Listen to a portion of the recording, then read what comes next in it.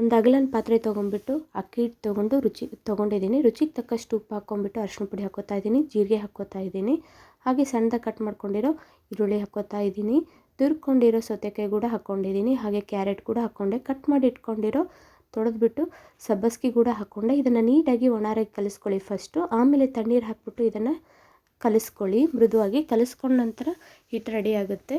ಒಂದು ಹೋಳಿಗೆ ಪೇಪರ್ ತೊಗೊಂಡ್ಬಿಟ್ಟು ಎಣ್ಣೆ ಹಚ್ಬಿಟ್ಟು ತಾಲಿಪಟ್ಟನ್ನು ಮೇಲ್ಗಡೆ ಸ್ವಲ್ಪ ಎಣ್ಣೆ ಹಾಕಿಬಿಟ್ಟು ತಡ್ತಾ ಹೋಗಿ ತಾಲಿಪಟ್ಟು ರೆಡಿ ಆಗುತ್ತೆ. ಇವತ್ತಿನ ಬೆಳಗಿನ ಟಿಫನ್ ತಾಲಿಪಟ್ಟಾಗಿತ್ತು. ಹಾಗೆ ಇದರ ಕಾಂಬಿನೇಷನ್ ನಾನು ಕೊಬ್ಬರಿ ತವಿ ಮಾಡಿದ್ದೆ, ಹಾಗಲಕಾಯಿ ಫ್ರೈ ಮಾಡ್ಕೊಂಡಿದ್ದೆ, ಸೌತೆಕಾಯಿನ ಹೆಚ್ಚಿಬಿಟ್ಟು ಇಟ್ಕೊಂಡಿದ್ದೆ.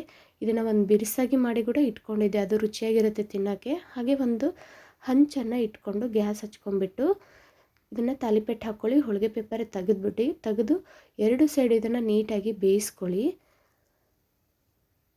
ಬೇಯಿಸ್ಕೊಂಡು ಬೆಂದ ನಂತರ ಇದನ್ನು ತಗೊಳ್ಳಿ. ನೋಡಿ, ಇವತ್ತಿನ ಬೆಳಗಿನ ಟಿಫನ್ ರೆಡಿ ಆಯಿತು. Thank you.